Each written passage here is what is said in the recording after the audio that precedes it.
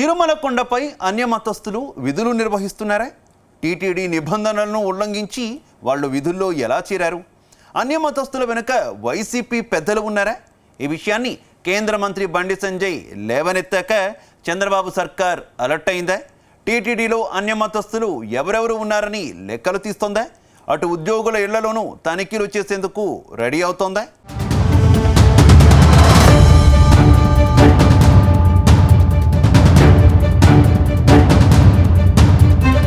తిరుమల కొండ హిందువులకు పవిత్ర క్షేత్రం. అక్కడ అన్యమతస్థులకు చోటు లేదు. ఎవరైనా శ్రీవారిపై భక్తితో తిరుమలకు వచ్చినా డిక్లరేషన్ సమర్పించాలి. ఇప్పుడు తిరుమలలో అన్యమతస్థులు ఉన్నారనే చర్చ రాజకీయ దుమారం రేపుతుంది. ఇటీవలే తిరుమలలో ఏఈఓ స్థాయి అధికారి క్రైస్తవుడిగా పట్టుబడడంతో సస్పెండ్ చేశారు. టీటీడీ చైర్మన్ గా బిఆర్ నాయుడు బాధ్యతలు తీసుకున్న తర్వాత ఉద్యోగులందరికీ ఓ అవకాశం ఇచ్చారు.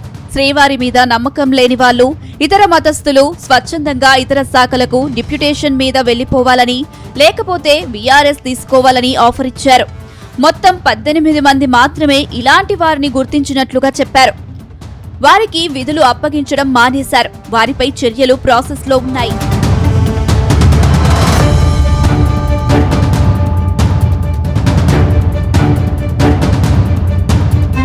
అయితే చాలా మంది ఉద్యోగులు బయటపడడం లేదు. తాము మత మార్పిడి చేసుకున్నప్పటికీ ఇంకా టీటీడీలోనే విధులు నిర్వర్తిస్తున్నారు. బయటకు వెళ్లేందుకు ఆసక్తి చూపడం లేదు. ఇది పెద్ద సమస్యగా మారింది. కేంద్ర మంత్రి బండి సంజయ్ కనీసం 1000 మంది ఇతర మతస్థులు ఉన్నారని ఆరోపణలు చేయడం సంచలనం సృష్టిస్తుంది. తాజాగా కేంద్ర మంత్రి బండి సంజయ్ తిరుమల శ్రీవారిని దర్శించుకున్నారు.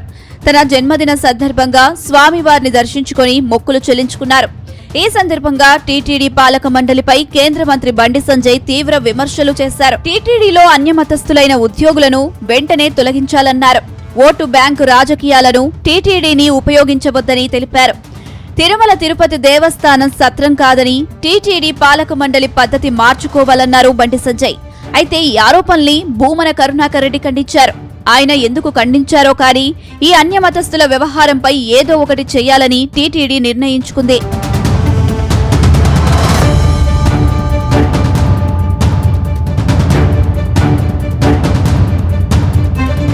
బండి సంజయ్ కామెంట్స్ ను తీవ్రంగా ఖండించారు టీటీడీ మాజీ చైర్మన్ భూమన కరుణాకర్ రెడ్డి. బండి సంజయ్ వ్యాఖ్యలను ఆక్షేపిస్తున్నామని, ఆయన వ్యాఖ్యలు శ్రీవారి ఆలయంపై దాడిలా ఉందన్నారు. టీటీడీలో 22 మంది అన్యమత ఉద్యోగులను గుర్తించామని 6 నెలల క్రితం టీటీడీ బోర్డు ప్రకటించిందని, ఇప్పుడు బండి సంజయ్ మాత్రం 1000 మందికి పైగా ఉన్నారని చెబుతున్నారని ఆరోపించారు. బండి సంజయ్ వ్యాఖ్యలు వెనక కుట్ర దాగి ఉందన్న అనుమానం ఉందన్న భూమన, శ్రీవారి ఆలయ ప్రతిష్ట మంటగలపడంతో పాటు భక్తుల మనోభావాలను దెబ్బతీసేలా బండి సంజయ్ వ్యాఖ్యలు ఉన్నాయని విమర్శించారు. అటు బండి సంజయ్ చేసిన హెచ్చరిక 24 గంటలయ్యిందని, ఇప్పటిదాకా టీటీడీ చైర్మన్, ఈవో, ప్రభుత్వం, డిప్యూటీ సీఎం ఖండించలేదని అన్నారు. కేంద్ర మంత్రి ఆరోపణలపై వివరణ ఇవ్వాల్సిన బాధ్యత రాష్ట్ర ప్రభుత్వానికి ఉందని అన్నారు భూమన.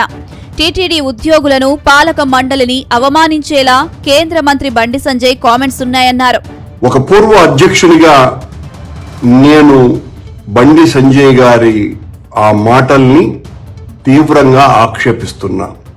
ఇది వెంకటేశ్వర స్వామి ఆలయం మీద బండి సంజయ్ చేసినటువంటి దాడిలాగా నేను భావిస్తున్నా. మరోవైపు టీటీడీలో అన్యమతస్థులు ఉన్నది వాస్తవమే అన్నారు మంత్రి ఆనం రామ్ నారాయణ రెడ్డి. టీటీడీలో 1000 మంది అన్యమతస్థులు ఉన్నారన్న కేంద్ర మంత్రి బండి సంజయ్ చేసిన వ్యాఖ్యలపై విచారణ కొనసాగుతుందన్నారు. సీఎం చంద్రబాబు ఆదేశాల మేరకు దేవాదాయ శాఖ మంత్రి Anam Ramanarayana Reddy, TTD board chairman BR Naidu అధ్యక్షతన తొలి సమీక్షా సమావేశం జరిగింది. ఈ సమావేశంలో టీటీడీ ఈవో, అదనపు ఈవో, దేవాదాయ శాఖ అధికారులు పాల్గొన్నారు. మరోవైపు భూమన కరుణాకర్ రెడ్డి వ్యాఖ్యలపై టీటీడీ పాలక మండలి సభ్యుడు భానుప్రకాష్ రెడ్డి మండిపడ్డారు. టీటీడీలో ఎంతో మంది అన్యమతస్థులు ఉన్నారు. వారిని తొలగించాలని కోరడంలో తప్పేముందని ప్రశ్నించారు. 2019 నుంచి 2024 వరకు మీ ప్రభుత్వ హయాంలో ఎంతమంది అన్యమతస్థులు ఉన్నారు మీరు గుర్తించారా అని ప్రశ్నించారు. ఎంతో మంది అన్యమతస్థులు టీటీడీలో కొనసాగుతున్నారని, ఒక నాస్తికుని టీటీడీ చైర్మన్ గా అప్పటి ప్రభుత్వం కొనసాగించిందని ఆరోపించారు. అంతేకాదు ప్రతి ఉద్యోగి ఇంటికి మేము వెళ్లడానికి సిద్ధం, మీరు సిద్ధమా అని సవాలు విసిరారు. కాలేజెస్ లో, స్కూల్స్ లో, అడ్మినిస్ట్రేటివ్ విభాగాల్లో నాన్ హిందూస్ కూడా తీసుకున్న సందర్భాలు ఉన్నాయి. కానీ ఇవాళ మొత్తం మీద హిందూ రిలీజియస్ కి సంబంధించినటువంటి ఈ టీటీడీకి సంబంధించినటువంటి నిధులు అటెండర్ దగ్గర నుంచి ప్రిన్సిపాల్స్ వరకు యూనివర్సిటీ దగ్గర వైస్ ఛాన్సలర్స్ వరకు ఈ డబ్బే ఖర్చు పెడుతున్నాం కాబట్టి ఈ డబ్బులో నాన్ హిందూస్ కి ఇవ్వడానికి వీలు కాదు అనేటువంటిది ఒక వాదన తీవ్రంగా ఉంది. ఈ వాదనని రాష్ట్ర ప్రభుత్వం గుర్తించింది. దాని మీద కూడా ఇవాళ మేము చర్చించాం. 22,000 మంది పనిచేసిన సిబ్బందిలో చాలా వరకు మతం మారని చెప్పి మాకు ఫిర్యాదులు వస్తున్నాయి. ఇప్పటికే కొందరిని తిరుమల తిరుపతి దేవస్థానం గుర్తించాం. కానీ నేను మొట్టమొదటి ధర్మకర్తల మండలి సమావేశంలోనే ఈ ప్రస్తావన తీసుకురావడం జరిగింది. ప్రతి ఇంటిని సర్వే చేద్దాం.